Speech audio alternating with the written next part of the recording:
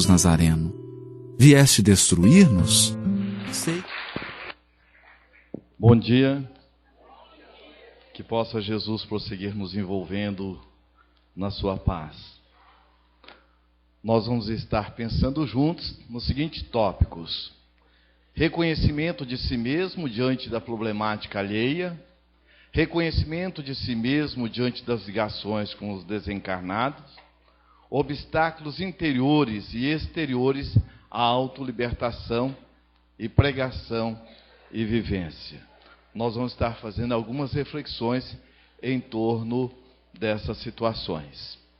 Nós estamos apresentando aqui o endereço do site, como nós colocamos,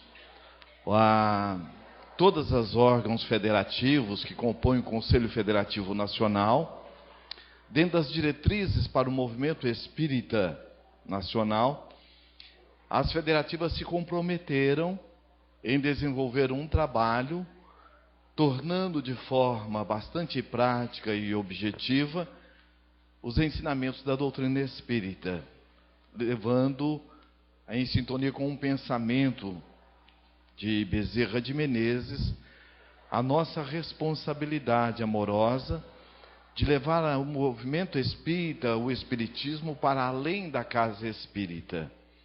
E hoje nós estamos vendo, através da mídia, através do filme Nosso Lar, depois do filme Nosso Lar, com o advento da internet, o que está se divulgando dos postulados doutrinários. Então é muito importante que nós, enquanto dirigentes e trabalhadores da Casa Espírita, busquemos estar nos capacitando para atender de forma adequada e amorosa aqueles que buscam a Casa Espírita. Se nós formos ver lá no livro Transtornos Psiquiátricos e Obsessivos, do Manuel Filomeno de Miranda, nós vamos perceber a responsabilidade que é a atividade da Casa Espírita. Ele mostra lá uma jovem que estava já querendo fazer um aborto, aliás, até por indicação médica, porque ela estava gestante de um anencéfalo, ou seja, de um feto que não tinha cérebro, ou tinha parte do cérebro, e uma outra companheira espírita, conversando com esta jovem, disse: não, calma, e a levou à Casa Espírita.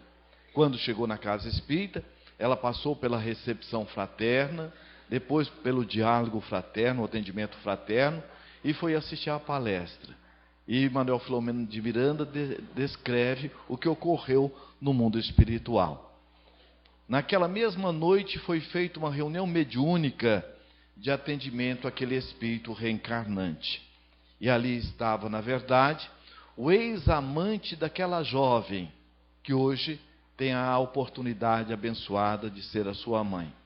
E ele então desdobra o quadro, dizendo que, em encarnações anteriores, aquela jovem, junto com o seu amante, estava então traindo o esposo, e quando o esposo chega e os pega naquele conluio sexual, o que acontece? Ele, o jovem, o amante, muito mais ligeiro na arma, e vem atirar a vida do esposo da sua amante. E quando ele ia sendo levado para o julgamento por um descuido do guarda, ele pega a arma do guarda e vem a suicidar. E aí mostra ele voltando hoje na oportunidade abençoada da maternidade, como sendo o ex-amante voltando como filho. Então nós vamos perceber, e Manuel Filomeno de Miranda descreve, que alguns dias antes os benfeitores espirituais já buscaram trabalhar psiquicamente aquela jovem que iria receber na casa espírita para o atendimento fraterno à jovem gestante. Então a gente vê a responsabilidade que é realmente a nossa atividade na casa espírita. E a Federação Espírita também do Estado de Mato Grosso desenvolveu todo um projeto, o espiritizar.com, ou espiritizar.org, onde essas palestras e tantas outras atividades que tem hoje da Casa Espírita, vocês podem fazer cópia, download nesse site. E quem não conseguir, é só mandar um e-mail nós mandamos também o material que alguém queira solicitar. Tudo bem? Muito bem. Tem como apagar a luz aqui, Paulo? Por gentileza, isso. Vamos apagar outras também? Nós vamos fazer uma reflexão, como nós ontem colocamos. Tudo passa pelo pessoal. Não adianta nós estarmos fazendo qualquer colocação e que nos leva meramente para o intelectual, para o cognitivo. Por quê? O intelecto, ele nos dá a direção, como diz Emmanuel. Mas o que vai realmente mudar é quando nós fazemos uma interiorização daquilo que nós estamos estudando. E a grande proposta da doutrina espírita é estar nos auxiliando a reviver a mensagem de Jesus em espírito e verdade. Jesus, por excelência, nos deu o seu exemplo de estar vivendo eminentemente atendendo a alma da criatura humana como espírito imortal. Nós vamos perceber no livro Paulo e Estevão, quando Emmanuel descreve com muita propriedade, mostrando Saulo antes intoxicado pelo intelectualismo, tornando-se frio e calculista. Diante de todos os chamamentos que ele teve do Cristo, em nenhum momento, no momento em que ele ia entrando naquela sensibilidade de atender o chamado do Cristo, ele naturalmente, pelo intelectualismo, racionalizava e fugia das reflexões mais profundas. Em O Livro dos Espíritos, na questão 115, quando Allan Kardec pergunta aos bons espíritos, se Deus criou espíritos bons e espíritos maus, os espíritos revelam que todos nós somos criados simples e ignorantes, mas fomos criados com o mesmo carinho, com a mesma afetividade, com o mesmo potencial. Tanto é que Jesus coloca: tudo que eu faço, vós podeis fazer e muito mais. Naturalmente, trazemos conosco o mesmo potencial. A diferença é que não temos as mesmas habilidades. Joana de Anjos, no livro Amor, Imbatível Amor, ela nos diz que nós somos a semelhança de uma semente que traz dentro de si a árvore que a tipifica. E quando nós pegamos uma semente, nós não vamos criar a árvore que está lá dentro. Nós vamos criar um campo oportuno, propício, para que ela se desenvolva. É a vitória de Deus dentro da semente. Da mesma forma somos nós. Nós já nascemos com a vitória de Deus dentro de nós. Então a grande proposta da doutrina espírita é nos ajudar a criar um ambiente oportuno, propício, para que nós desenvolvamos as virtudes que se encontram latentes dentro de nós.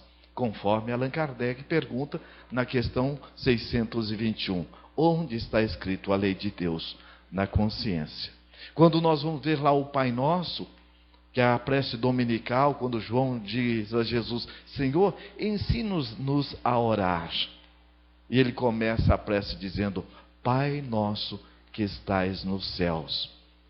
E logo depois, quando perguntaram a Jesus: onde está o reino dos céus? Dentro de vós. Então, o que é esse Pai Nosso que está nos céus? Senão esse conjunto de leis sábias e imutáveis que pulsam e vibram dentro de nós.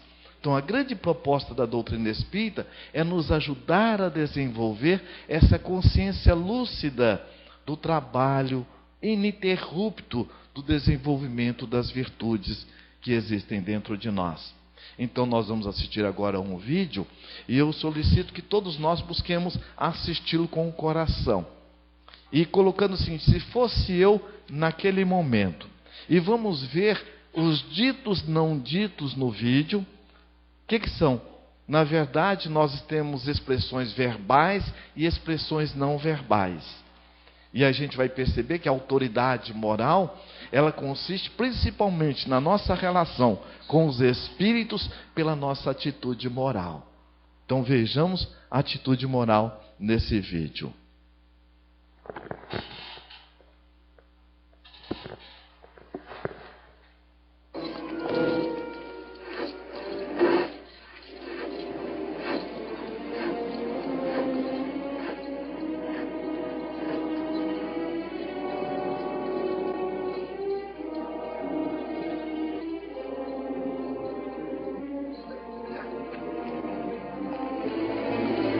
Água para os soldados!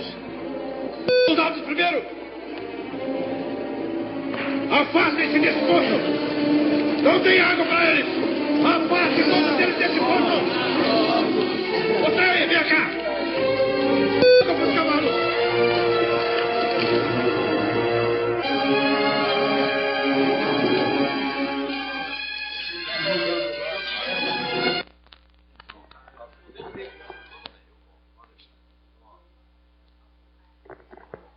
Ok.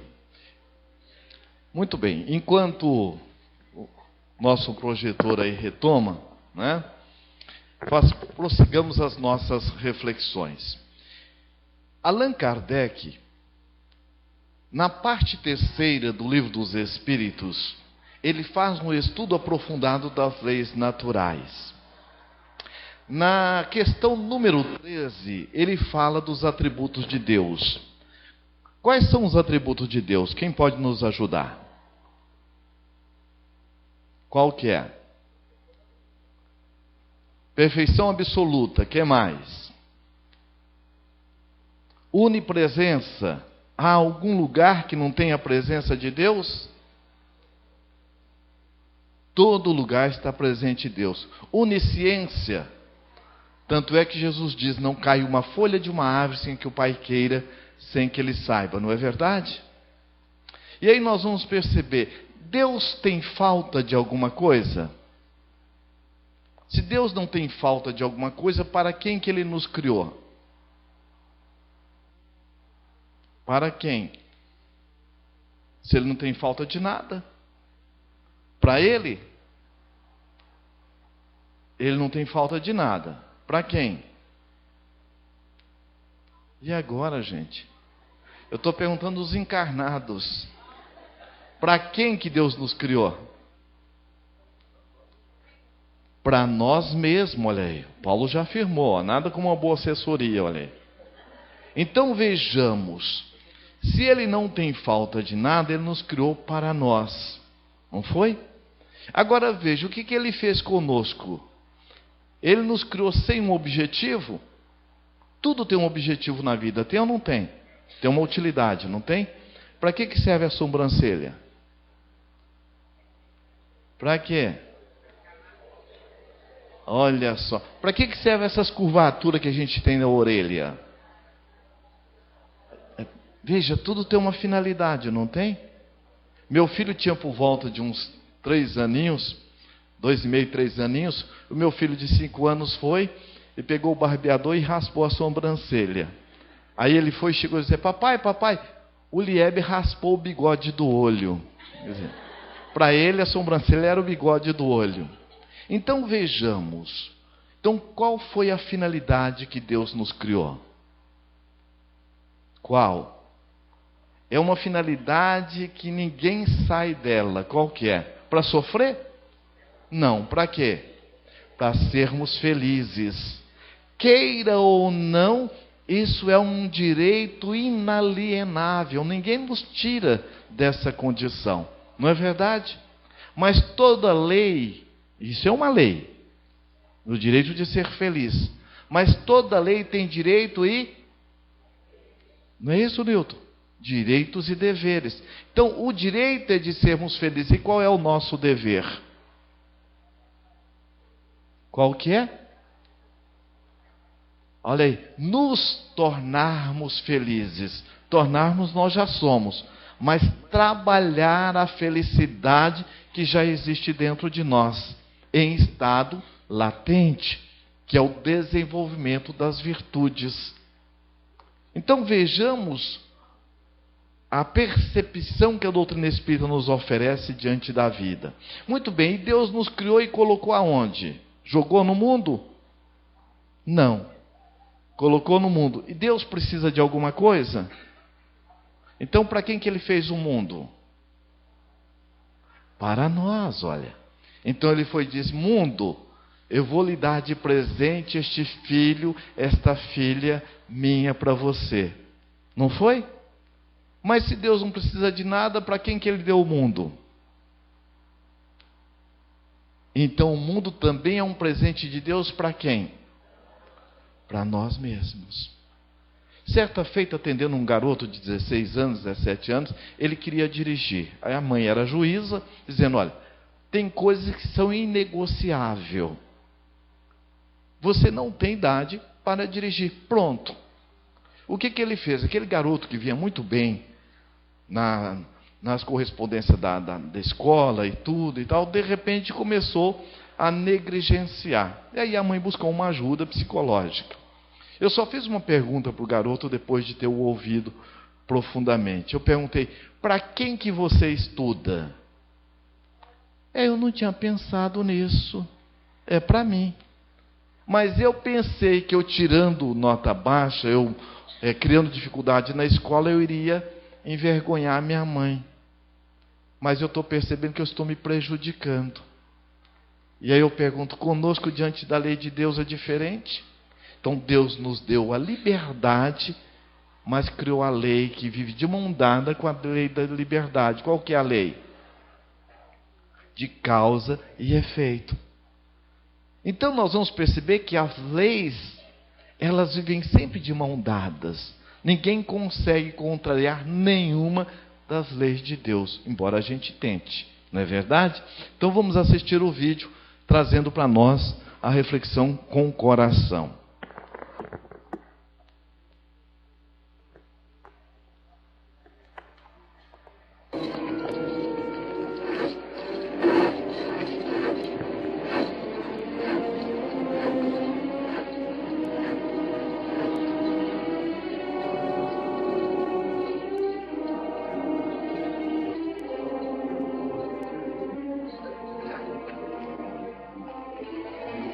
Água para os soldados! Os soldados primeiro! Afastem-se desse posto! Não tem água para eles! Afastem todos eles desse posto! Você aí, vem cá! Água para os cavalos!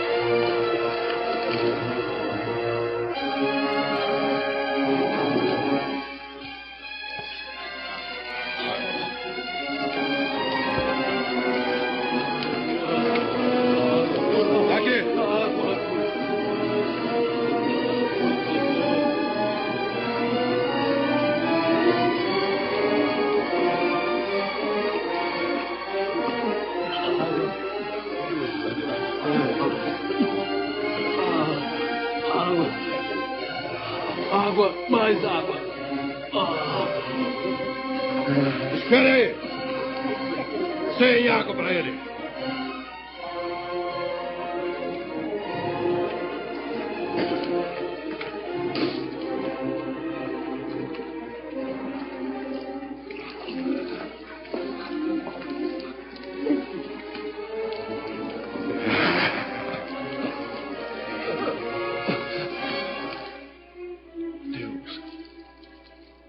Ajude-me.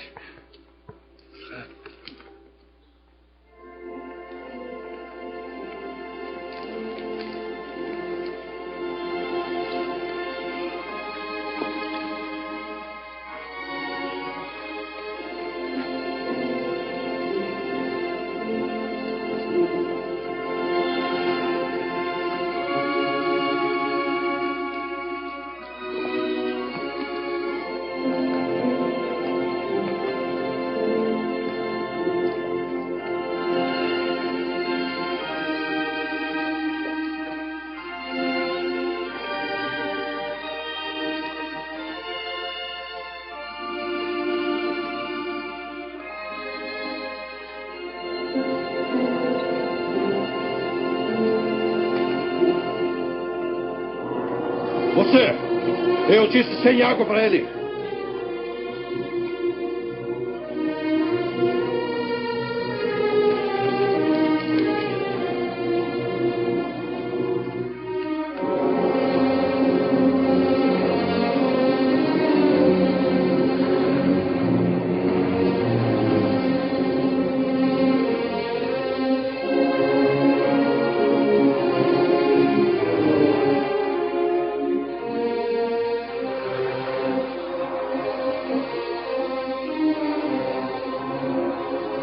Vamos todos em pé!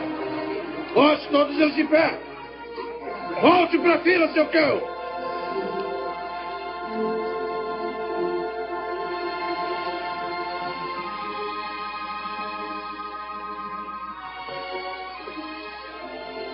Em pé! Faça que andem! E você aí? Volte pro seu lugar! Volte pro seu lugar e vai, Chicão!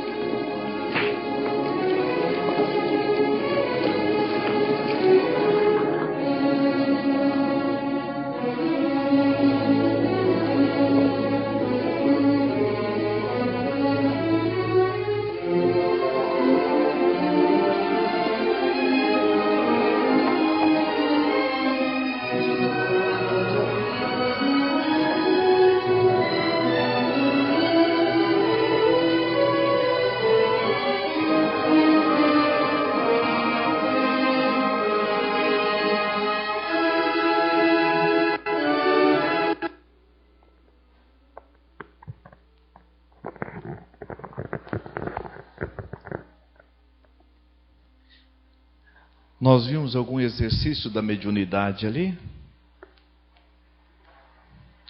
Quando Allan Kardec afirma em O Livro dos Médiuns que médium é todo aquele que num grau qualquer sente a interferência dos espíritos, mas comumente conhecido aqueles que têm de forma ostensiva. Emmanuel, no livro Estude Viva, ele fala das meio-obsessões. Então nós vamos perceber que nossa vida é um eterno exercício mediúnico. A maior mediunidade, a mais difícil de exercer, é a nossa conduta íntima. É nós estarmos trabalhando as nossas próprias faculdades. Por isso que quando nós vamos para a casa espírita, não é o laboratório em que nós vamos estar aprendendo para poder estar transmutando as muletas psicológicas que nós trazemos conosco. Nós viemos de uma relação psicológica, de um atavismo espiritual, do temor a Deus. Como Deus castiga, como se Deus viesse for fazer as atividades nossas por obrigação. E aí nós vamos perceber que a proposta da doutrina espírita é justamente transmutar esse temor a Deus, que às vezes nós transferimos para os espíritos, dando a eles todo um potencial, uma força, esquecido de quê? Quando Jesus coloca: os meus discípulos serão conhecidos por muitos se amarem, que brilhe a vossa luz. E Allan Kardec afirma que o mal é a ausência do bem. Então é muito importante nós buscarmos perceber e vivenciar que os espíritos desencarnados, e aí é um dos itens da nossa reflexão, eles estão a todo momento conosco, como também nós estamos com eles. Allan Kardec diz que o espírito, ele não está no corpo como algo dentro de uma garrafa e enrolhado. Não. Nós somos um ser a todo momento interexistente. Nós estamos no corpo, mas estamos mergulhados no mundo de vibrações. Por isso, toda e qualquer proposta da casa espírita, como nós vimos ontem, é nós estarmos transformando esse temor a Deus para o amor a Deus.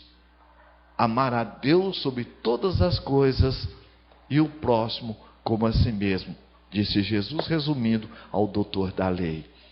Portanto, a casa espírita, ou dirigente mediúnico, ou dirigente do estudo sistematizado da doutrina espírita, que não estiver conseguindo levar essa reflexão, transformando aquele que buscou a casa espírita, oportunizando a sua autotransformação através da reflexão, nós muitas vezes estamos criando muletas psicológicas.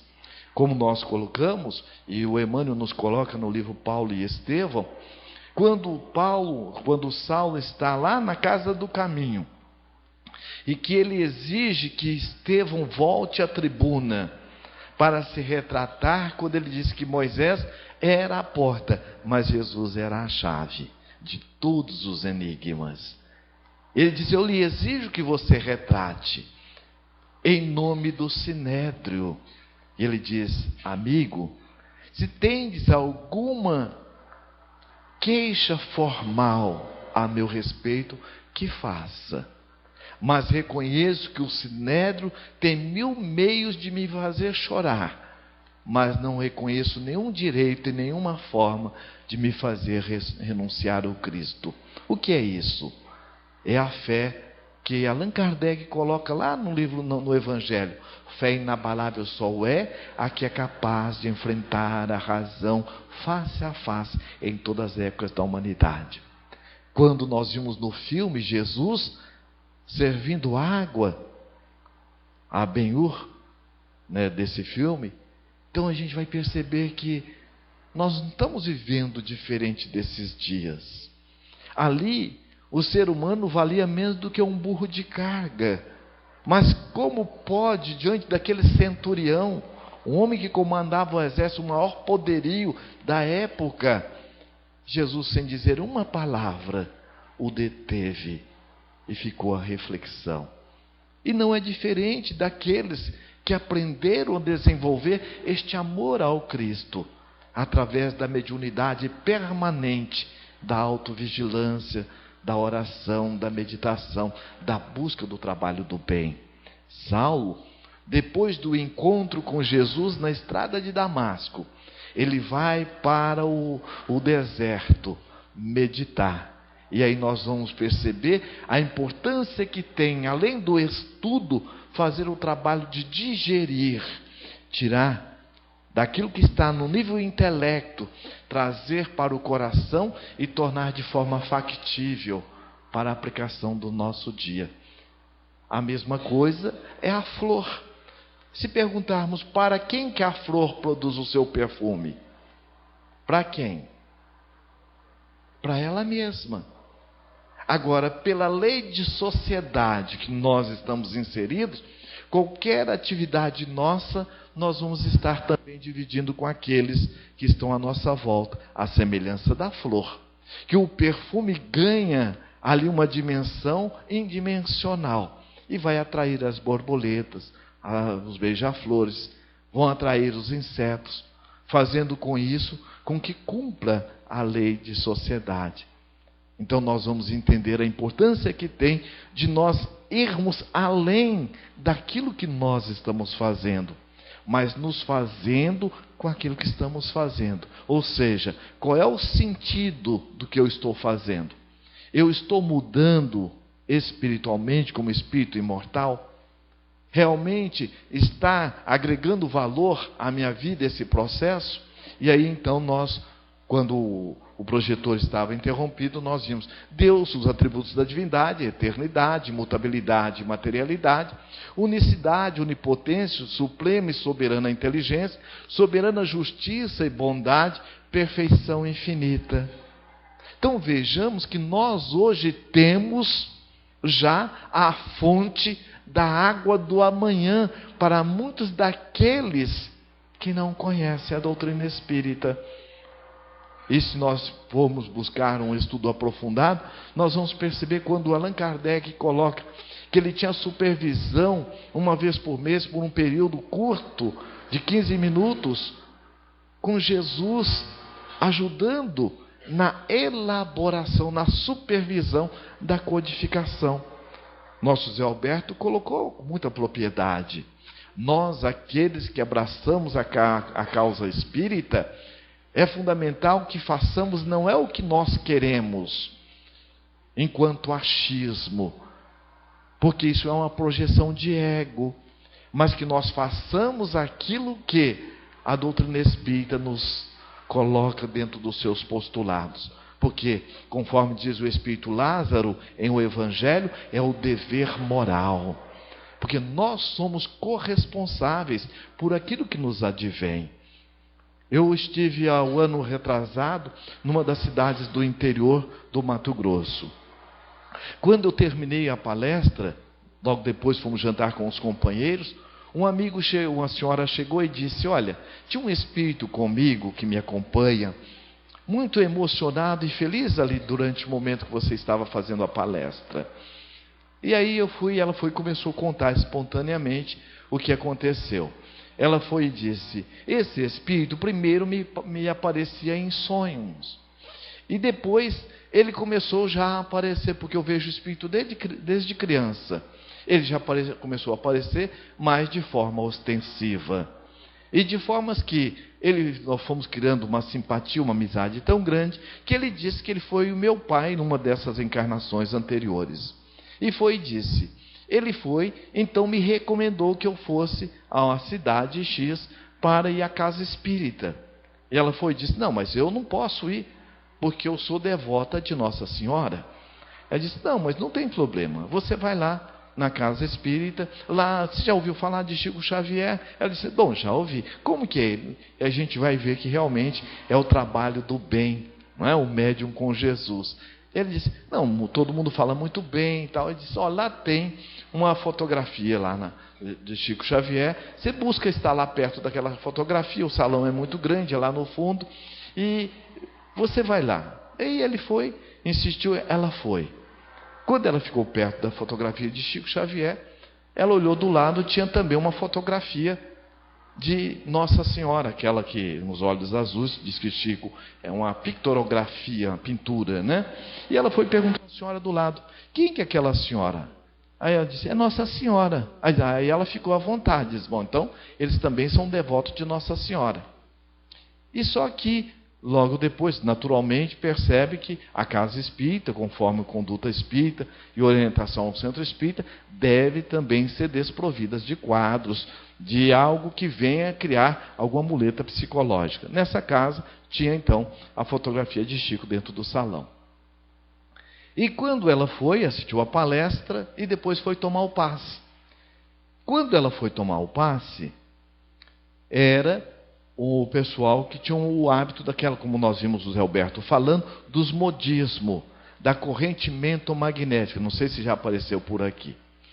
Então, o que acontece? A sistemática que eles usavam era dizendo que tinha que passar, havia muito espírito a ser atendido, então tinha que aquela sistemática que incorporava, não havia o esclarecimento e que o espírito era conduzido logo depois para ser doutrinado ou esclarecido na espiritualidade, o que é um equívoco. Porque eu pergunto, a mediunidade, ela existe em função do médium ou o médium em função da mediunidade? O que vocês acham? O médium em função da mediunidade ou a mediunidade em função do médium? Então o médium vai ficar o tempo todo em função da mediunidade? Ou é a mediunidade em função do médium? Porque a mediunidade, ela não é sinônimo de moral. Aquela pessoa que tem todo o potencial mediúnico não quer dizer que seja uma pessoa equilibrada. Então deve ser a mediunidade a serviço do médium. Porque a mediunidade, ela é um recurso também de autoeducação, de autoaprimoramento. Tem sentido? Então vejamos, aí, no momento em que ela passou nessa sistemática, um espírito estava altamente revoltado, porque no mundo espiritual nós vivemos a cópia do mundo espiritual. O espírito revoltado dizendo, olha, me falaram que era para eu vir aqui, queriam conversar comigo, iriam me ajudar, e de repente eu senti um choque e agora estão me expulsando. O espírito que acompanhava essa companheira, essa senhora, foi e disse, olha, diga para esse espírito, ele está ali percebendo, ele não me percebe, que ele se acalme, a mãe dele está próximo dele, e descreve, olha, aquela senhora, você está vendo, tudo isso psiquicamente, o espírito conversando com essa senhora. E ela foi e conversou com o espírito, e disse, olha, tem aí a sua mãe, descreveu o jeito dela, o espírito foi acalmando, e quando a mãe surgiu, ele disse, oh mamãe, e ele foi então conduzido. E ela então, quando saiu daquele momento do passe, o espírito a orientou a passar na livraria e disse, compre este livro, este livro, este livro. E ela morava numa fazenda. Ela foi, comprou os 5 livros da codificação. O espírito, todas as manhãs, começou pelo livro dos espíritos, fazia reunião com ela, com o esposo e um filho. E ele então, ela lia o livro dos espíritos, o espírito explicava e ela repassava para o esposo e para o filho que ali estava. Passado um período, o Espírito foi e disse: agora você deve buscar a federação. Ela disse: mas como que eu vou buscar a federação? Não sei como. Ele foi e disse: veja aí, olha, você tem uma ferramenta. E mostrou para ela o computador. Ela disse: mas eu não sei nem ligar isso, eu lhe oriento. O Espírito a orientou a ligar o computador, entrou no computador, entrou na página da federação e disse: olha se tem a casa espírita que você foi. Não tem. Mas por que não tem? O que está errado? Disse: eu não vou lhe dizer. Você agora deve buscar a Federação Espírita de Estado do Mato Grosso. E ela foi. Quando ela chegou lá, então aí naturalmente foi atendida, foi encaminhada, também aqui como da mesma sistemática que funciona aqui, ela foi então encaminhada para uma, lá é FENTE regional, aqui é URI, né? Então, para a FENTE regional mais próxima, que passou a ajudá-la. E era o primeiro encontro em que ela estava participando. E aí eu perguntei: como chama o espírito? Ela foi e disse: ele fala que é Henriques. Henriques? Eu participo do movimento espírita desde os 13 anos de forma ostensiva. Meus pais já eram espírita. E aos 16 anos eu fui para Brasília. E eu fui para a cidade de Taguatinga e fui para uma casa espírita chamada Fraternidade Allan Kardec. E eu acompanhei esse movimento também da corrente mentomagnética. E eu disse: não é Henrique? Ela disse: não, todo mundo chama de Henrique, é Henriques. E eu cheguei no domingo em casa, entrei na internet, entrei lá, Henriques, está lá, Gilson de Mendonça Henriques. Eu estou citando o nome, porque o Espírito foi e disse para ela, naquele momento nós estávamos jantando: eu fui quem introduzi a corrente mentomagnética no movimento espírita. Foi meu grande equívoco, já nos últimos períodos da minha encarnação. E é verdade. Ele foi, coisa de 10 anos antes de desencarnar, na cidade de Palmelo, e copiou uma metodologia que se dizia a Eurípides Barçanufo, mas que não tinha nada de Eurípides Barçanufo. Era uma metodologia que podia dizer da sua eficácia naquela época, dentro daquele padrão de conhecimento que as pessoas tinham. Mas hoje nós estamos vivendo o momento do despertar do espírito imortal. O fenômeno mediúnico, ele fere os nossos sentidos, mas passa. Não é o fenômeno mediúnico que muda a pessoa. O que vai realmente mudar a pessoa é ela internalizar o aspecto moral, ético, daquilo que a doutrina espírita nos oferece. E aí ele então disse a ela: hoje, no mundo espiritual, eu me encontro com a responsabilidade de me redimir para estar esclarecendo esse grande equívoco que eu cometi.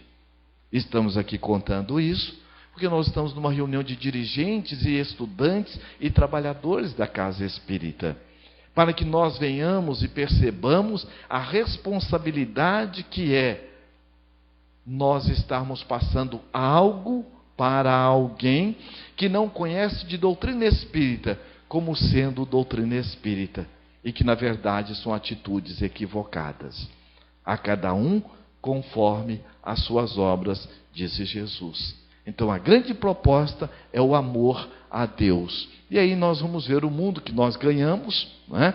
E aqui nós estamos vendo, vamos citar 2 exemplos para trabalhar em cima deles. Quando Jesus diz assim: vinde a mim todos vós que achais sobrecarregados e oprimidos, eu vos aliviarei.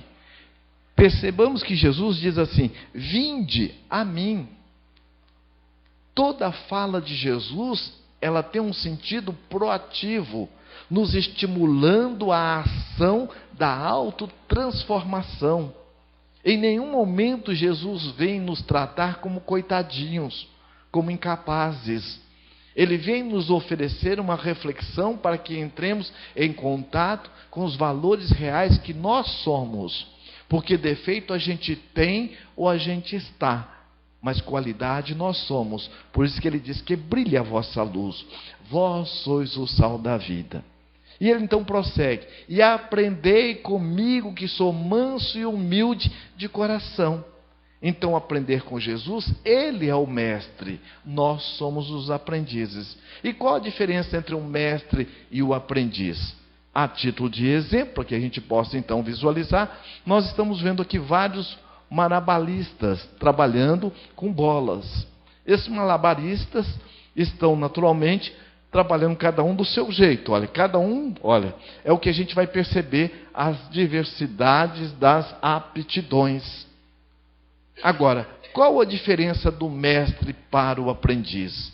As bolas do mestre são tudo bolas de virtudes, porque ele trabalhou para isso.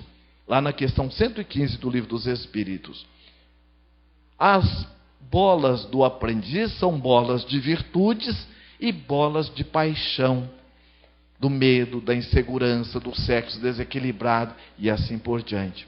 O aprendiz, ele pode deixar as bolas caírem? Pode. É previsível? É. Porque por isso que ele é o aprendiz. Assim como a criança que aprende muitas vezes com o próprio tombo. Agora, qual que é a responsabilidade do aprendiz? Assumir a responsabilidade pelas bolas de paixões que ele traz consigo. Então, por exemplo, o mestre, vamos pegar essa senhora como mestre, as bolas dela são só bolas de virtudes. Quando o aprendiz está diante de uma bola da paixão, do medo, da insegurança, do orgulho, da vaidade, da presunção, qual é o dever amoroso dele?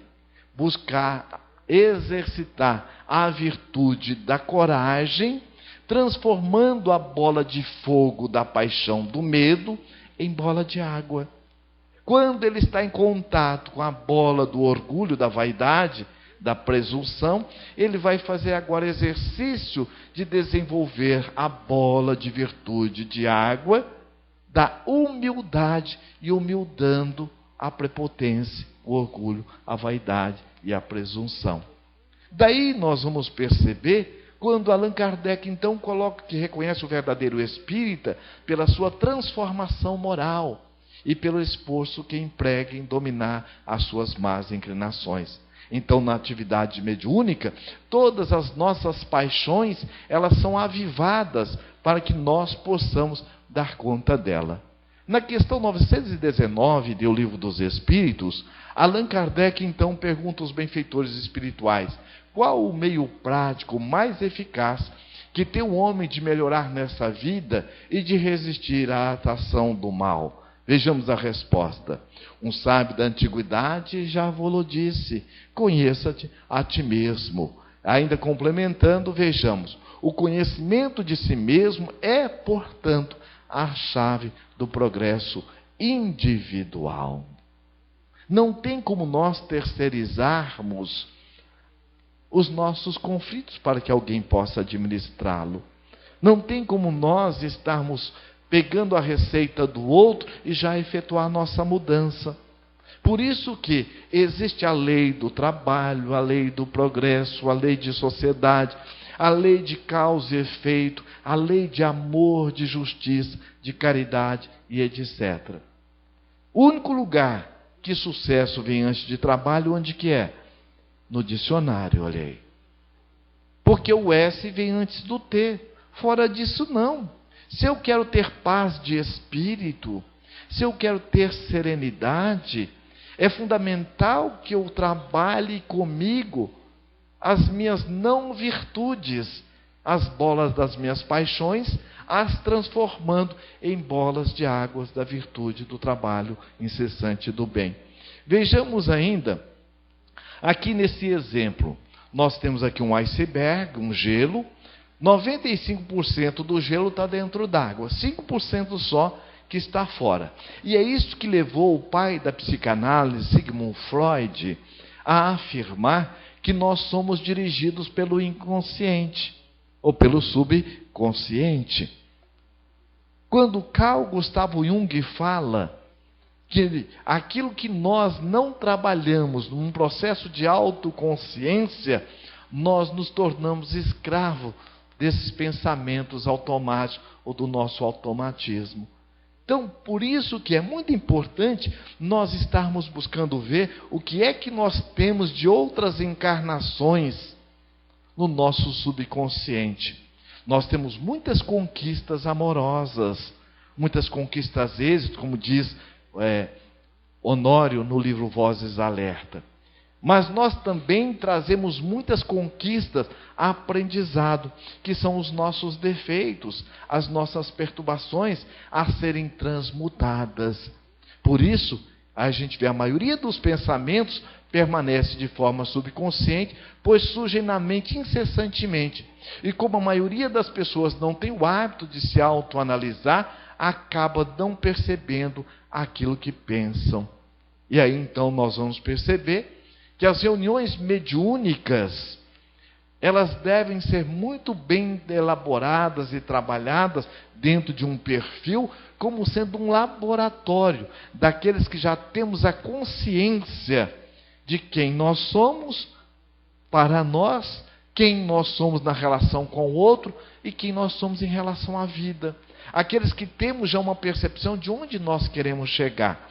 Porque os espíritos não criam nada em nós, aproveitam as nossas matrizes. É muito importante e fundamental. 99,9% da solução dos nossos conflitos é nós assumirmos a responsabilidade por tudo aquilo que acontece dentro de nós. O outro não cria nada dentro de nós. O outro desperta aquilo que há dentro de nós. E nós estamos mergulhados no mundo de vibrações. As palavras também trazem vibrações. Os pensamentos trazem vibrações. As nossas ações refletem vibrações. Há um pensamento da psicologia tibetana que diz assim: palavras são luvas que vestem o pensamento. Quando eu falo, eu estou moldando aquilo que já está no meu campo mental. Se eu falar agora para vocês, eu vou mudar um pouco a vibração de vocês. Quando eu peço, pense na palavra ódio. Olha a sensação que traz. Na palavra vingança. Olha a sensação que está. Mesmo que eu não queira, eu já mudei meu padrão mental. O que não quer dizer que eu esteja obsediado, mas houve uma mudança mental. Se eu não cuidar, eu posso entrar numa faixa de desequilíbrio. Agora veja como muda. Pensemos na palavra carinho, amor, afetividade, acolhimento. Muda ou não muda? Então nós vamos perceber que da mesma forma, quando nós estamos conduzindo os nossos pensamentos nessa ou naquela imagem, nós estamos também entrando na sintonia, como disse o apóstolo Paulo, dessa nuvem de testemunhas. Joana de Ângeles, no livro Psicologia da Gratidão, ela coloca: quando nós não temos esta autoconsciência, essa autopercepção dos nossos valores, não temos o hábito de nos perceber, vejamos, em consequência, nós vamos estar vivendo uma inquietação, perturbando-se e desequilibram os demais. Além de nós nos perturbarmos, nós vamos também estar irradiando esta vibração, à semelhança da flor que irradia o seu perfume, naqueles que convivem conosco, cultivando as enfermidades parasitas da agressividade, da violência ou da autocompaixão, entregando-se aos conflitos e realizando mecanismo de transferências de responsabilidade. Então, muitos de nós, aqueles que não temos o hábito de assumir a responsabilidade por aquilo que nós sentimos, nós entramos num padrão de vítima, de coitadinho. Como se os espíritos fossem uns intrusos, fossem os nossos agressores.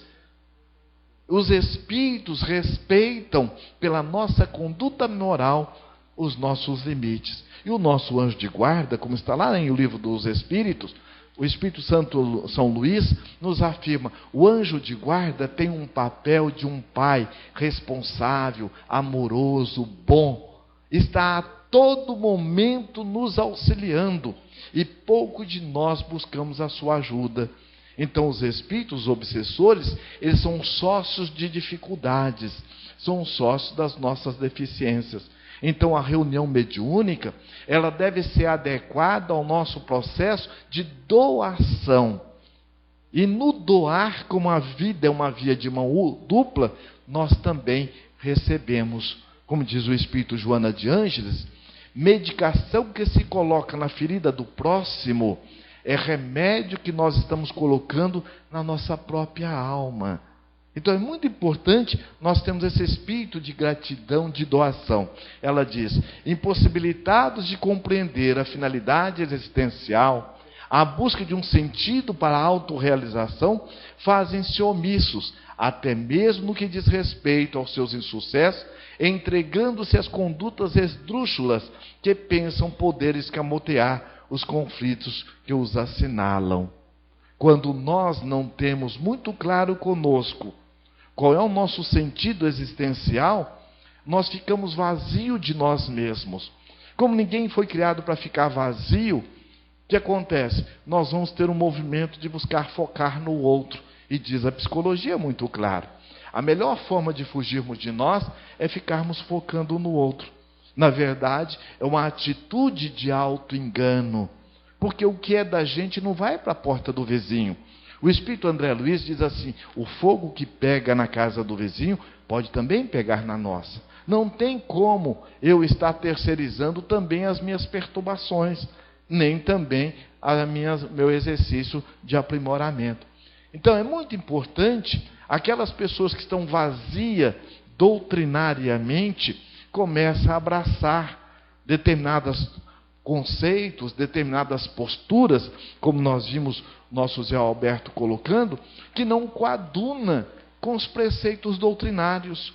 Aquilo que a doutrina espírita veio fazer, de desfazer as muletas psicológicas, essas pessoas estão criando dificuldades para si e para aqueles que convivem com ela.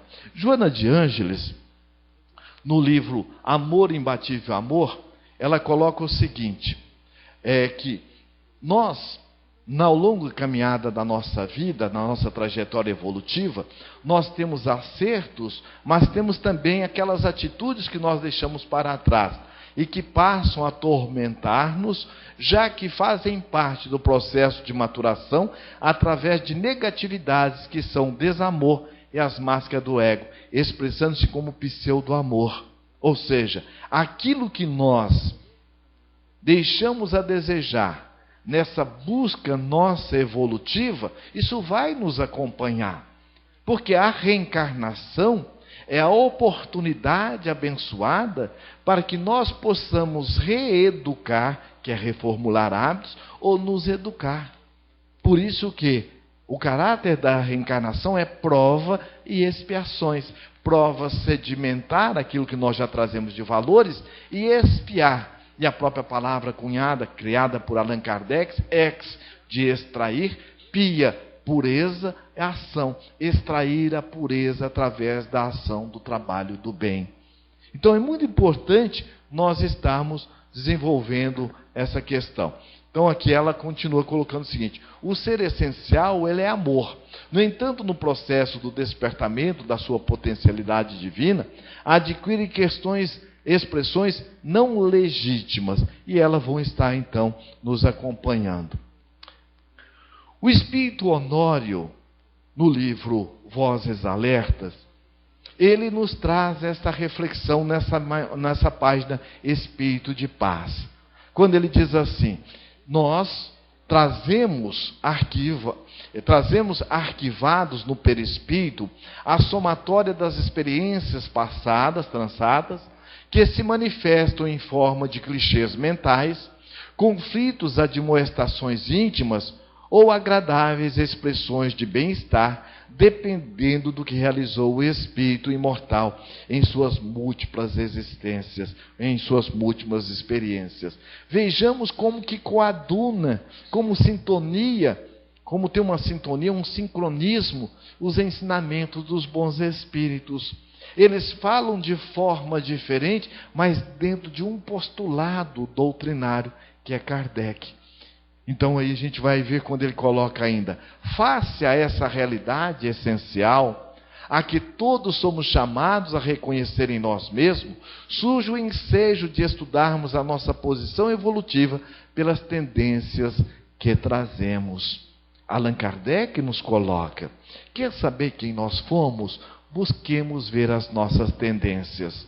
Então, muito de nós, aqueles que hoje trazemos a tendência à menos-valia, a um processo de autodescaracterização, no fundo, é o nosso orgulho disfarçado, a nossa consciência de culpa pelas situações que nós não trabalhamos ontem, ou nós, aqueles que trazemos as dificuldades na área da sexualidade, na área da maledicência, nas áreas mais diversas.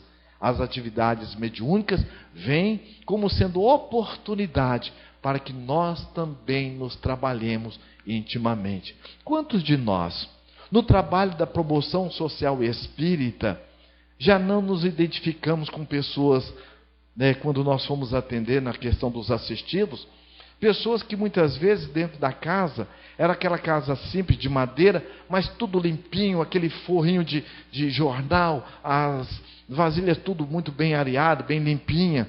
O que a gente percebe ali? São almas em momentos de estar ali, de provas, saindo de um processo, muitas vezes dificultório do ontem. Ou então aqueles que, conforme o jeito com quem a gente lida, age conosco numa presunção, numa prepotência. Não é diferente de nós. A única diferença, às vezes, é a localidade. Mas todos nós trazemos sequelas desse passado a ser trabalhado de forma amorosa. Porque não é nos auto-recriminando, nos auto-censurando que nós vamos mudar.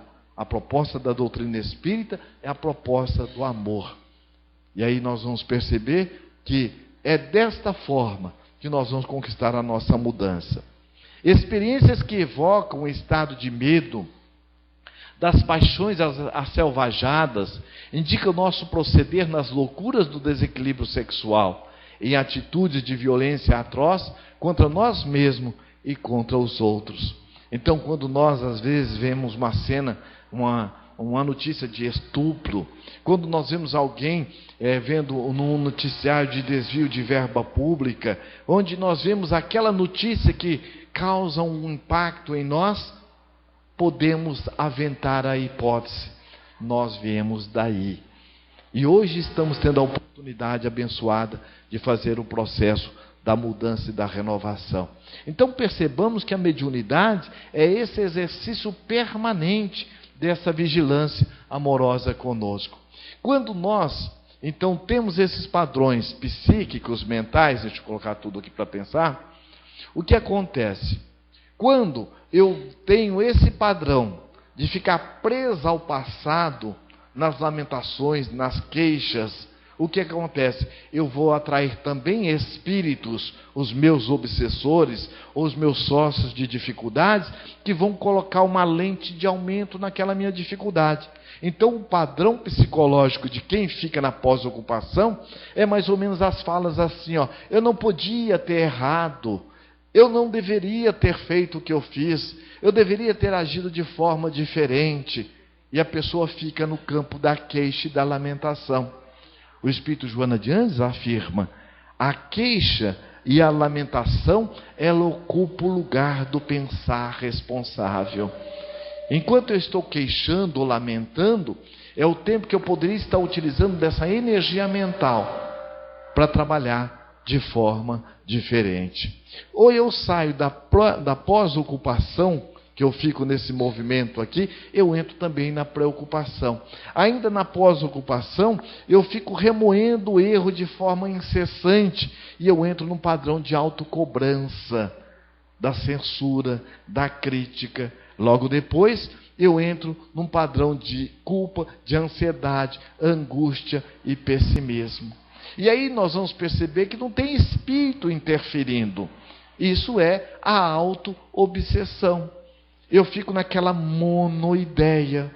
Fruto do quê? Muitas vezes do meu processo socioeducativo, nessa ainda encarnação, acrescido dos meus padrões mentais que eu trago de encarnações anteriores. Na pré-ocupação, quem tem a pós-ocupação, é como se aquela pessoa que ficasse querendo tomar banho 2 vezes na mesma água do rio. Tem jeito?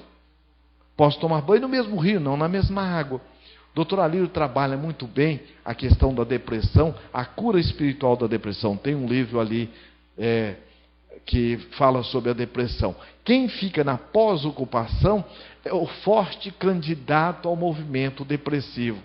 Tem depressão, porque ninguém é depressivo, ninguém é doente. Doença a gente tem ou a gente está, porque na realidade nós somos saúde, o espírito na essência. Quem tem o padrão da pós-ocupação, pega também essas cores sombrias do passado e pinta o futuro. Então ele fica na pré-ocupação. Na pré-ocupação ela começa, eu tenho que manter tudo sob controle, eu tenho que fazer, eu tenho que acertar. E se der errado? E se acontecer o problema de novo? E ela fica naquela hiperexcitação mental. Os sintomas daí vêm a insônia, vêm as dificuldades gástricas, as dificuldades digestivas. A pessoa começa a ficar naquela fazeção de coisas, mas não se faz com aquilo que ela está fazendo.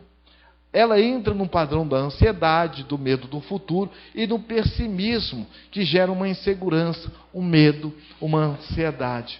Veja como é importante nós estarmos estudando o nosso perfil psicológico.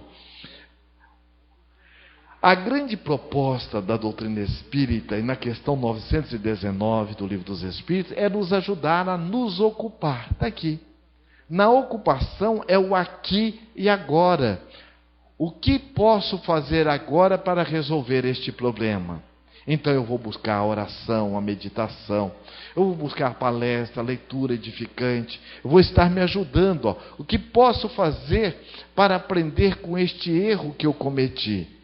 Porque todo erro, ele tem nos mostrando o caminho do acerto. Segundo, qual a melhor forma de atuar nessa atividade futura? Por quê?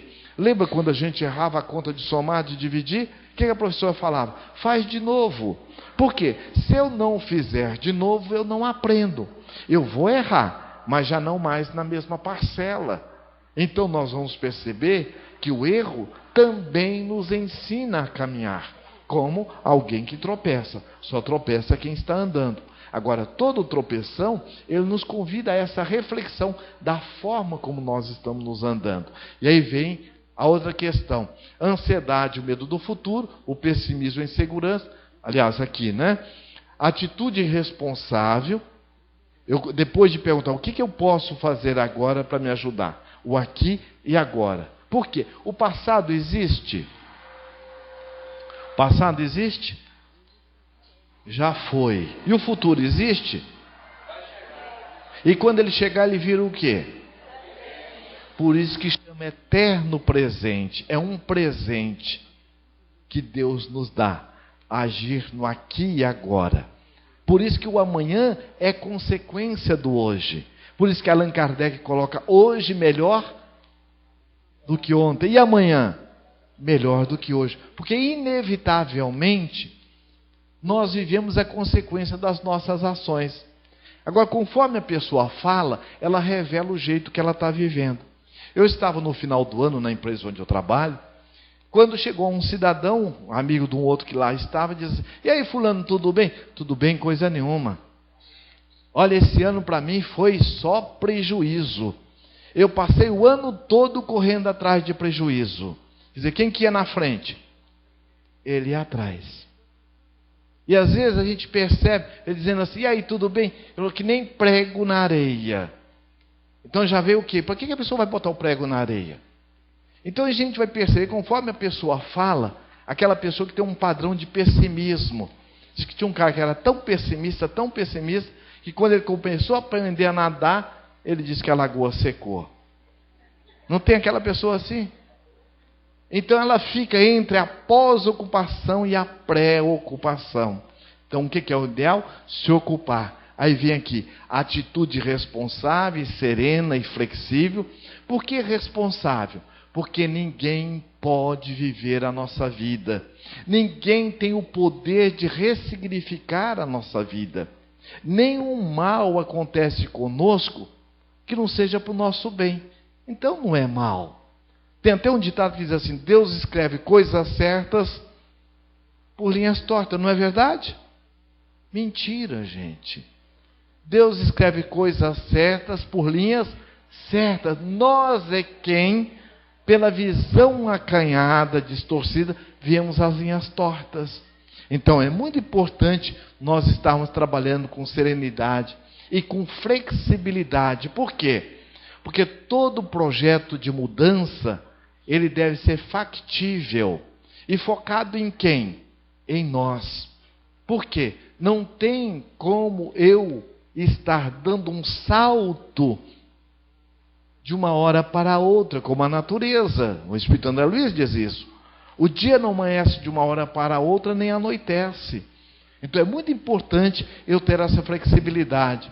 Utilização da energia para superar os obstáculos, quando eles surgem, e aprende com o passado, planejando o futuro. Com isso, nós já vamos ter o que disse Jesus: terás então paz e descanso para a sua alma. Então nós teremos serenidade, otimismo e realista dentro dessa visão diante da vida. Com isso nós vamos desenvolver o quê? Confiança em nós mesmos. Há um perfil da psicologia, quando ela nos coloca, da projeção. Aquela pessoa que tem um padrão de agir desonestamente, quando ela vai fazer negócio com alguém, ela vai achando que a pessoa vai ser honesta ou desonesta com ela? Desonesta. Por quê? Eu vejo o outro conforme o meu mapa interno, conforme a minha intimidade. Então o que é importante? Nós estarmos desenvolvendo em nós a nossa autoconfiança. Porque quando eu não tenho confiança em mim, fruto dessa percepção amorosa, do autoconhecimento, da autoaceitação, que vai gerar em mim o autoequilíbrio, eu sei dos meus defeitos, mas sei também das minhas qualidades. A semelhança do aluno que está lá na escola. Ele tem no currículo escolar matemática, português, geografia. Vamos supor que em matemática ele tem dificuldade. Se ele não tiver uma autoconfiança e aceitar que ele tem dificuldade na matemática, como é que ele vai sair diante dos testes? É claro que ele vai primeiro aceitar a dificuldade e procurar agora trabalhar com confiança. Porque se ele aprendeu português, geografia e história, ele também pode aprender matemática. E aí a gente vê o potencial criativo que todos nós trazemos. Isso vai gerar em nós a confiança em si mesmo. A confiança em nós vai estar também gerando a confiança na vida. Por quê? Não cai uma folha de uma árvore sem que o pai queira, sem que ele saiba. Então ninguém vai ter um obsessor que ele não dê conta desse sócio de dificuldade. Ninguém vai estar atraindo aquele espírito que não é da sua matriz, dos seus padrões mentais. Então eu vou desenvolver a autoconfiança, porque eu também vou ter a confiança na vida. E, portanto, se eu tenho confiança na vida, eu vou ter também confiança em Deus. Então, mesmo quando eu perceba que eu esteja ainda sob um processo de influenciação espiritual, eu vou estar buscando a atividade do trabalho da casa espírita, do trabalho do passe, do trabalho mediúnico, com a consciência de que eu tenho a dificuldade, mas eu sou mais do que a dificuldade. Eu tenho essa perturbação momentânea, mas eu já estou melhor, porque eu estou trabalhando amorosamente com ela. Então nós vamos perceber que a atividade mediúnica, ela não se resume ali na reunião mediúnica. E a grande proposta da casa espírita é estar desenvolvendo espíritas conscientes, não médium simplesmente. Porque médium por médium, todos nós somos. Então não é o fenômeno mediúnico que vai garantir a nossa reforma íntima, a nossa mudança. É como eu interajo com os postulados e com aquilo que acontece comigo. Naturalmente, eu vou estar tendo agora a fé convicta, fruto da confiança em si, confiança em Deus, confiança na vida. Eu pergunto, tem como eu mudar das leis da vida alguma questão? Não. Por quê? São leis imutáveis. Tem como eu mudar algum atributo de Deus? Não. Eu só posso trabalhar então com quem? Comigo mesmo.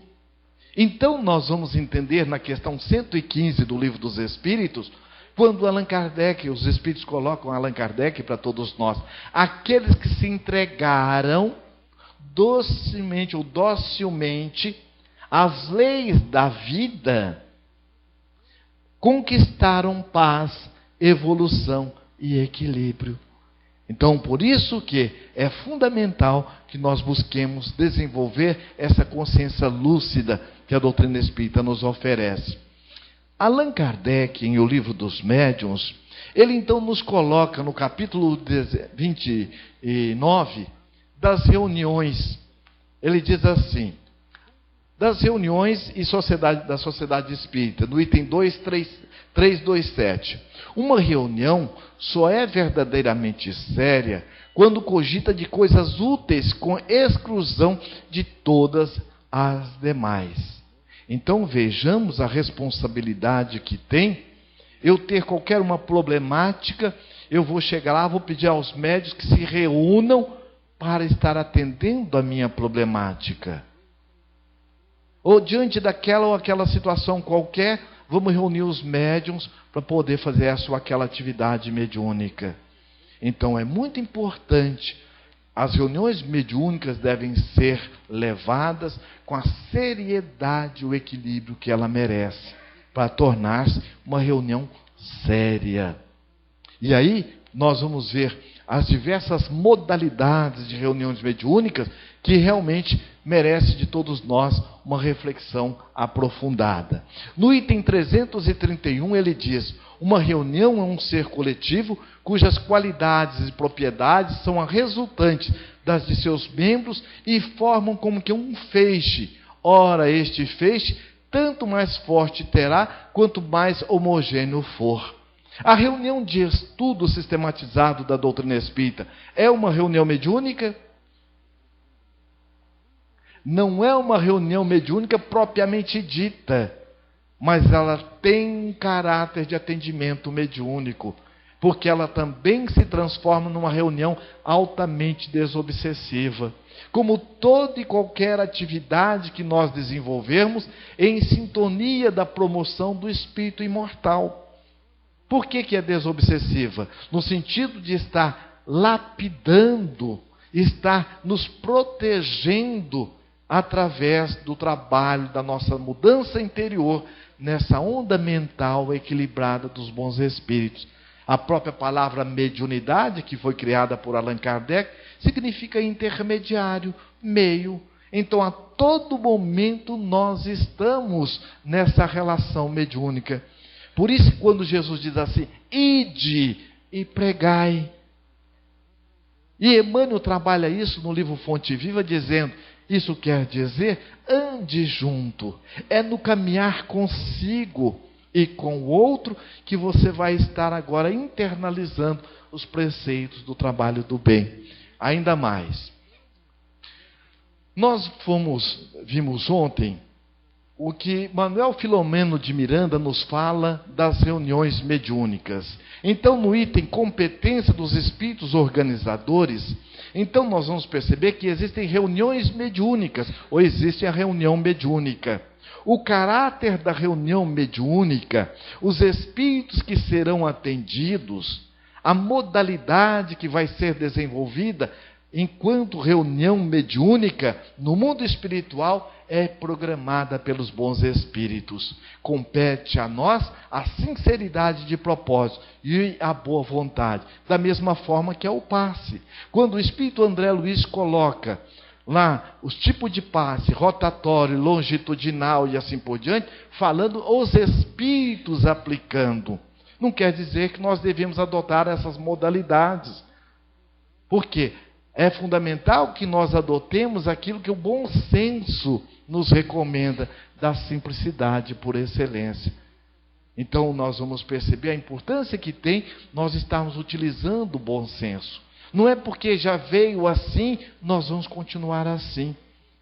Lá no Mato Grosso, conta-se que uma jovem foi e perguntou à mãe: mãe, por que a senhora corta a cabeça do peixe, o rabo do peixe, para poder fazer o peixe assar? Ela foi e disse: eu não sei, porque a minha mãe fazia assim. Aí ela foi e perguntou à avó: avó, por que a senhora cortava a cabeça do peixe, o rabo do peixe, para poder assar? Ela foi e disse: ô minha neta, eu não sei, a minha mãe fazia assim. E nessa oportunidade, a bisavó morava ali perto, ela foi: ô bisa, por que a senhora cortava o rabo do peixe, a cabeça do peixe, para poder assar? A velhinha com dificuldade foi e disse: ah, minha filha, é porque a gente era muito pobre, só tinha uma assadeira e ela era pequena, não cabia o peixe inteiro. E aí a gente vai perceber quantos de nós estamos do mesmo jeito, sem questionar. Conta-se que o general, o coronel, assumiu um quartel e tinha um soldado que ficava tomando conta ali por perto. Ele olhou, não tinha nada de significante. Tinha uns bancos, banco de sentar. E ele foi e chamou lá o capitão: escuta, por que aquele soldado está ali? Eu vejo, faz inclusive quartos de noite para poder. O que tem ali de tão importante? Ô coronel, eu não sei, eu vou verificar. O capitão foi lá, perguntou ao sargenteante lá. Ele foi: olha, também não sei. Perguntou o suboficial, ele disse: eu também não sei. Deixa eu olhar. Foram lá nos arquivos, a coisa de 8 anos atrás. Foram pintados todos os bancos do quartel, e aqueles ali, como a tinta estava fresca, alguém sentou. E ali, por prevenção, botou um soldado para cuidar até que a tinta secasse. Veja que muitos de nós estão vigiando o banco aí, sem saber por quê. Então nós estamos adotando comportamentos que têm sentido lá atrás. Eu venho de uma família que meu pai fazia reunião mediúnica em casa, até quando encontrou um amigo, que os dois criaram a casa espírita e foram, transferiu para a casa espírita. Vinha gente de carro de boi, com corrente amarrada, que ele tinha um puxado no fundo de casa que ele atendia. Até um dia em que a casa espírita passou a ter o trabalho de esclarecimento. Então a gente vai perceber que o movimento espírita vem de uma metodologia que merece reflexão. A maior parte das atividades das instituições filantrópicas, até a Constituição de 88, estava tudo na mão dos espíritas. Hoje, depois da Constituição de 88, que saúde é direito de todos, educação é direito de todos, é fundamental que nós repensemos as nossas condutas e criemos para aqueles com quem convivemos um espírito de politização, de esclarecimento, os tornando cidadãos, para que eles mesmos possam reivindicar do poder público o processo da mudança. Porque o governo não vai fazer o trabalho da difusão doutrinária que cabe a todos nós. Então, muitos de nós, enquanto trabalhadores da Casa Espírita, às vezes estamos envolvidos com custo financeiro para manter, às vezes, uma instituição de atendimento que o governo está fazendo e muito bem, de creche, de assim por diante.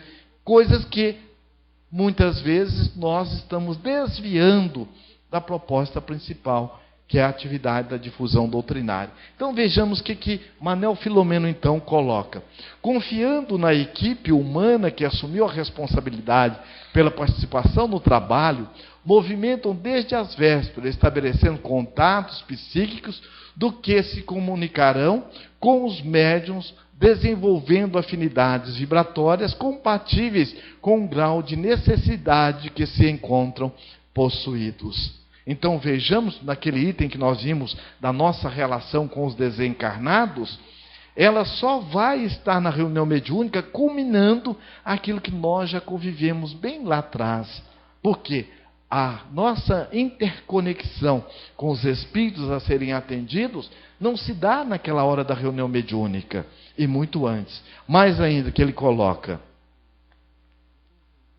encarregam-se de orientar aqueles que irão comunicar, auxiliando no entendimento do mecanismo mediúnico. Então os espíritos também trabalham na espiritualidade, os espíritos que irão comunicar. Então nós vamos percebendo que o teor da reunião mediúnica, o toque da reunião mediúnica, quem dá é a sinceridade de propósito dos seus participantes, coadjuvado, auxiliado pelos bons espíritos. Mais ainda, olha, cuidam de vigiar os comunicantes, poupando os componentes da reunião de agressões e de distúrbios defluentes da agitação, dos enfermos mentais e morais e das distonias emocionais do que irão ser atendidos.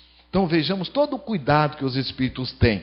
Orientam os critérios das comunicações, estabelecem a sua ordem, evitando tumulto durante o atendimento. Então o que nós percebemos? Toda a coordenação da atividade espiritual depende e é por parte dos bons espíritos. Nunca improvisam. Todos os detalhes do labor são devidamente examinados antes, e quando ocorre algo que não estava previsto, existem alternativas providenciais impedindo os desequilíbrios do grupo. E aí a gente vai entendendo o quanto é importante nós estarmos nos entregando de forma equilibrada no trabalho. Equipamentos especializados são distribuídos no recinto para utilização oportuna, enquanto preservam o pensamento elevado no Altíssimo. Então, enquanto nós estivermos com os nossos padrões mentais numa sintonia de equilíbrio e de amor, nós garantimos essa preservação da ambiência. Nós vamos encontrar no livro Paulo e Estevão, quando Paulo fala de Antioquia, que ali havia as vozes diretas, e houve um período em que os próprios companheiros estavam se desentendendo internamente, deixaram de ocorrer os fenômenos de vozes diretas, para logo depois se harmonizarem novamente e retomar este trabalho. Ele diz: a responsabilidade e ações bem definidas para que a harmonia e as comunicações fluam com facilidade e equilíbrio. O conjunto é resultado de interdependência, formando um todo harmônico. Então a gente pergunta: onde começa e onde termina? Começa justamente no nosso propósito da mudança. E onde termina a reunião? Continua, porque mesmo desdobrado em espírito, nós estaremos compondo essa equipe de espíritos do bem no trabalho do amor e da paz. É imprescindível a serenidade interior a fim de captar os conteúdos das comunicações e as emoções dos convidados espirituais ao tratamento. Então vejamos como é importante nós trazermos para nós as reflexões que ali são produzidas. Porque o fogo que pega na casa do vizinho pode também pegar na da gente. Mente equilibrada, emoções sob controle, silêncio íntimo, faculta o registro das mensagens, contribuindo para a catarse das aflições dos seus agentes. Então, se não houver um processo de educação comportamental, mental e espiritual, nós muitas vezes deixamos a desejar, tanto conosco enquanto encarnados, como também com os desencarnados. E aí então nós comprometemos a atividade mediúnica. Olha o que Allan Kardec coloca no item 341. As condições mais favoráveis para uma sociedade que aspira a granjear a simpatia dos bons espíritos e a só obter boas comunicações, afastando as más, estas condições se contêm todas nas disposições morais dos assistentes e se resumem nos pontos seguintes. Vejamos o que ele nos coloca aqui. Acima de tudo, perfeita comunhão de vista e de sentimentos, cordialidade recíproca entre todos os membros que vão estar compondo aquela reunião. A ausência de todo sentimento contrário à verdadeira caridade cristã. Caridade cristã, conforme nós realmente colocamos ontem, e é o que Kardec pergunta a Jesus: qual é o verdadeiro sentido da caridade? Benevolência, indulgência e perdão das ofensas. Mas, olha o que ele diz: um único desejo, o de se instruírem e melhorarem por meio dos ensinos dos Espíritos e do aproveitamento dos seus conselhos. Se isso aqui não tiver sendo o ponto máximo, não tem sentido, porque nós temos a reunião mediúnica. Porque a grande proposta é estar nos promovendo enquanto espírito imortal. Fora disso, é criarmos aleijões nas nossas almas e nas almas daqueles que convivem conosco. Ainda Allan Kardec coloca: quem esteja persuadido de que os espíritos superiores se manifestam com o fito de nos fazerem progredir e não para nos divertirem, compreenderá que eles necessariamente se afastam dos que se limitam a lhes admirar o estilo, sem nenhum proveito tirar daí, e que só se interessam pelas sessões de acordo com o maior ou menor atrativo que lhes oferece, segundo os gostos particulares de cada um deles.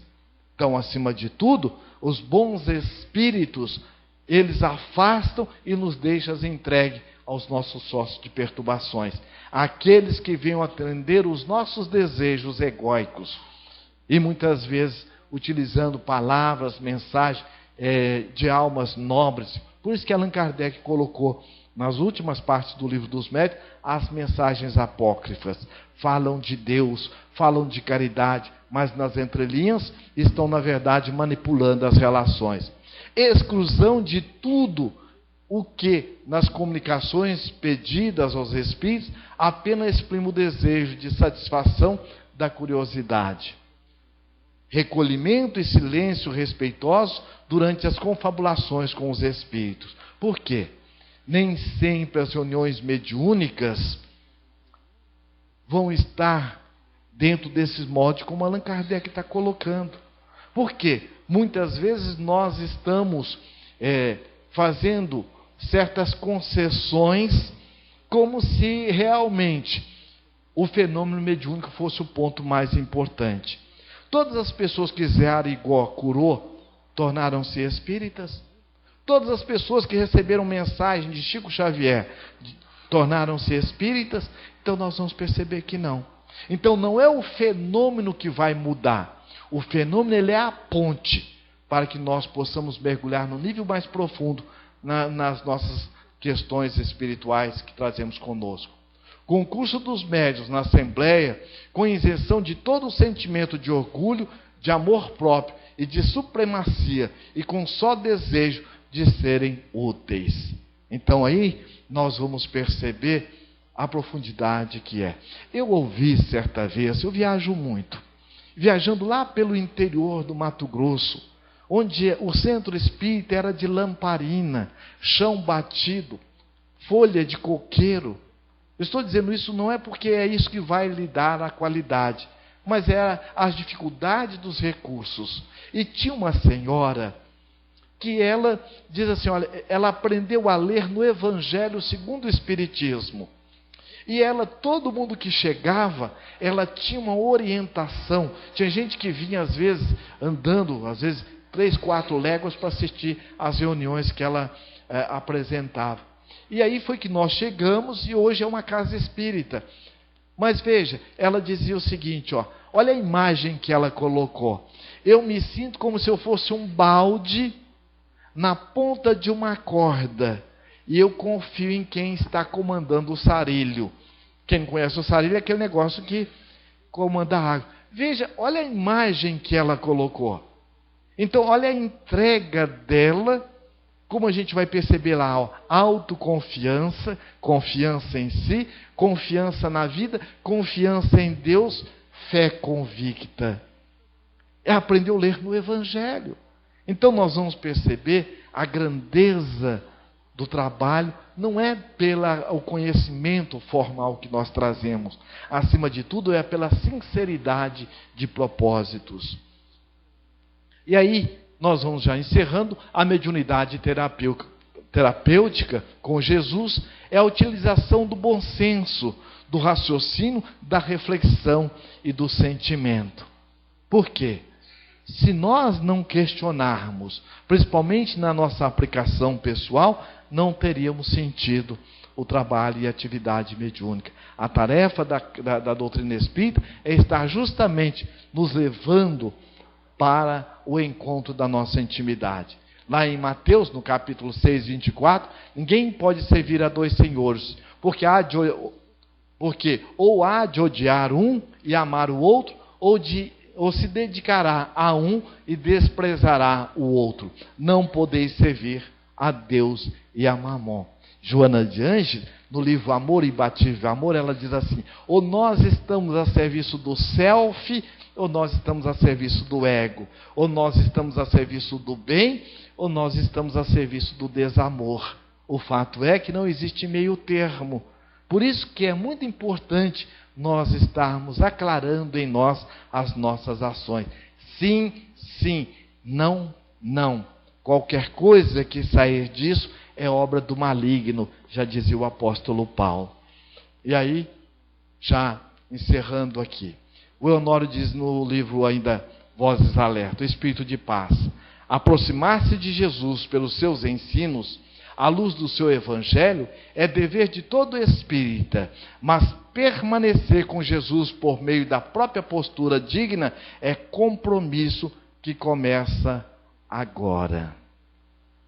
Quando Jesus chamou aquele jovem para ir com ele na difusão da mensagem do amor, ele foi e disse: mas Senhor, deixe primeiro que eu vá enterrar meu pai. Ele disse: deixai aos mortos o cuidado de enterrar seus mortos.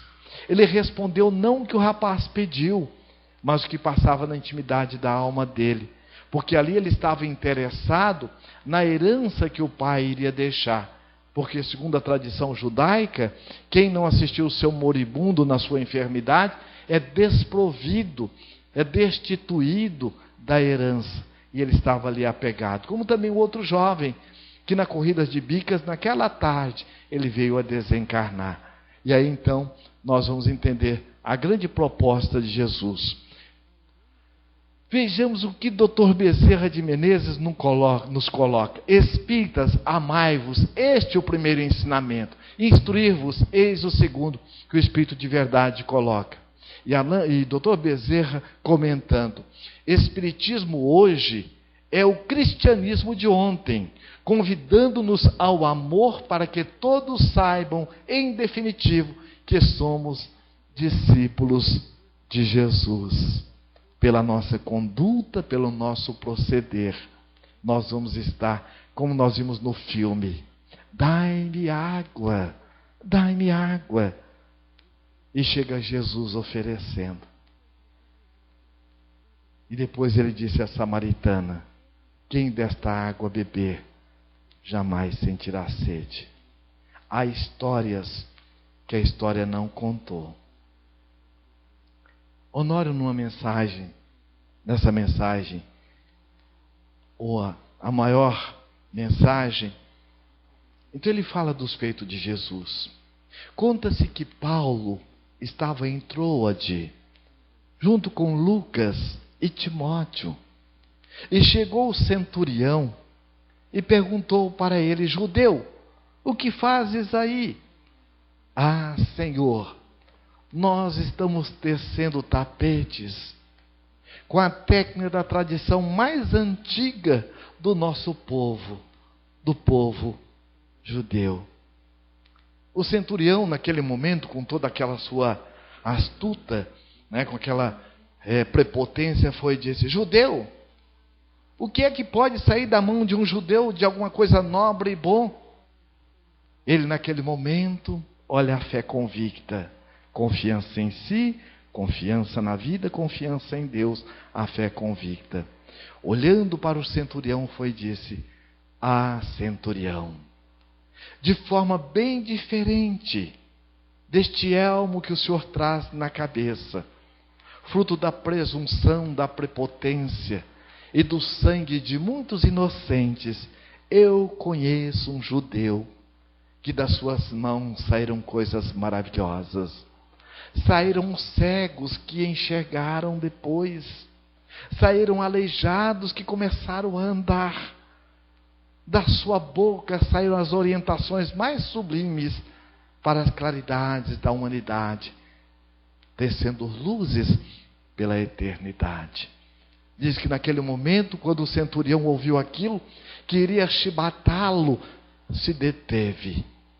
E logo depois, tornou-se alguém buscando Paulo para tornar-se um cristão. Veja, é o que o Dr. Bezerra coloca. Colocai nos seus corações infantis a palavra de libertação, a educação para que a sabedoria venha guiar-lhes os passos na era nova. Unir-vos, amando-vos uns aos outros, mesmo quando discrepando nas observações, mas acima de tudo, mantendo a união da fraternidade em Jesus. E ele lhe disse: filha, a tua fé te salvou, vai em paz e fica livre do mal. Marcos capítulo 5, versículo 34. Conta-se que, naquela tradição de boca a boca, que aquela mulher era alguém que foi abençoada pela constituição de uma família, um esposo extraordinário. Os filhos eram verdadeiras luzes iluminando o seu caminho. Num dado momento, ela foi acometida de um sangramento ininterrupto. E segundo as tradições judaicas, a mulher que era acometida desse sangramento ininterrupto era tido como sendo impura. Ninguém poderia tocá-la. E quem a tocasse deveria ir ao templo fazer a sessão, o ritual de purificação. E o esposo, depois de recorrer aos melhores médicos, gastar todo aquilo que ele tinha de recursos, num dado momento alguém contou para o sacerdote que ela estava com sangramento ininterrupto. Quando então chegou a ordem, ou ela abandonasse a família, ou toda a família seria sacrificada. Ela, naquele momento, no movimento de renúncia e humildade, saiu de casa. O esposo mudou de cidade. Ela já não mais tinha notícia da família. Andava aqui e acolá, ao léu, Cafarnaum, Nazaré.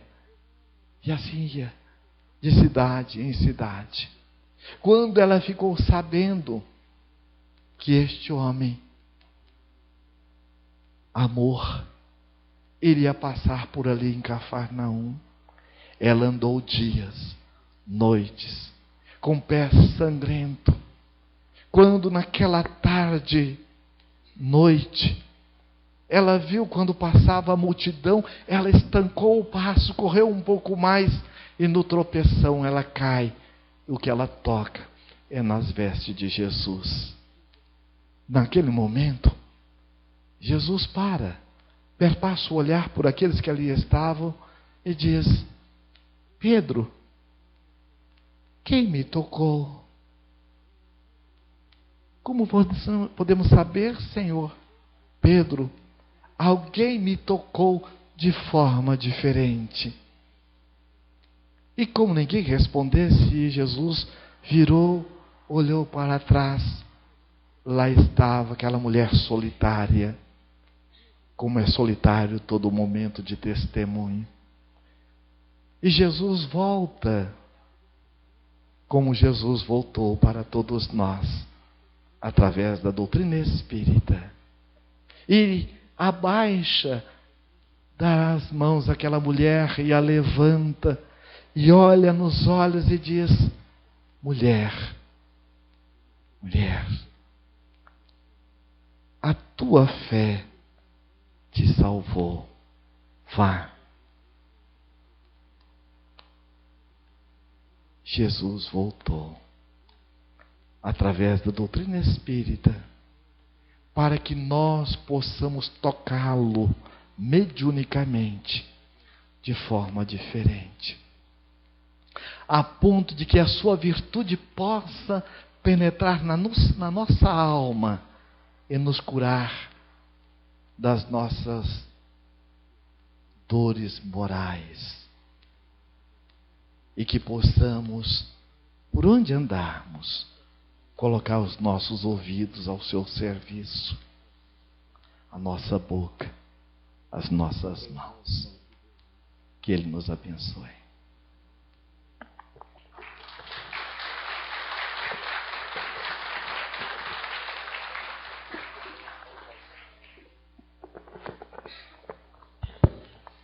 Gente, nós estamos chegando ao encerramento. Nós temos no encontro do Celuz, que a gente está ampliando a nossa família. No final a gente se une um pouco mais, a gente pega essas energias, se cativa. Então nós vamos dar duas musiquinhas e que a gente possa se aproximar, levantar. Jesus o repreendeu, te agradece dizendo, a presença de "Cala-te todos. e Agradece sai todos dele." aqueles que colaboraram com O esse espírito encontro. impuro, Tá? E a gente convulsionando possa se unir e aí, bradando em alta voz, prestigiar saiu os dele. nossos amigos E todos e ficaram nos assombrados, presentearmos uns de aos sorte outros que com nossos debatiam entre abraços, si, dizendo, para que a gente possa "Que sair é daqui isto? com essa energia Um novo ensino, mesmo grandiosa. Vamos com nos autoridade, aproximar, os espíritos deixa eu cantar impuros, duas eles musiquinhas obedecem. e a gente ir para os Sua nossos fama lares. logo E espalhou-se muito obrigado pela em todo presença de lugar, todos, por tá? toda E aqueles a que ajudaram circunvizinhança nesse da Galileia. nosso evento. Vamos chegando, vamos nos aproximar, Emmanuel, cantar um pouquinho, nos comentário, abraçar. Eu não dispenso um Fala de um abraço. Jesus que não cessou a sua movimentação. Agradecer muito ao Nilton, Naquela época ele peregrinava ao Lacordere, em torno ao do lago Alberto e a Galileia. todos. E agora a peregrinação de Jesus é muito mais ampla, porque ela envolve o mundo inteiro. Tempo que eles ajeitam aí, a gente pode ir Algumas passagens algumas organizando frases para um abraço poéticas grande, de Emmanuel. para a gente ir todo mundo com esse abraço Nesse grande. versículo Vamos nos em especial, nós aproximando. temos uma dela. Quando Emmanuel diz assim: Hora dos abraços. Eu não vou para casa sem esses abraços. Pode fazer um circulão, pode se abraçando um ao outro. Bora aproveitando. Essa é a hora. Bom, como ele disse, vamos nos aproximar aqui. Eu acho que eu aqui nessa altura não ajudo muito vocês, então eu vou subir. A gente...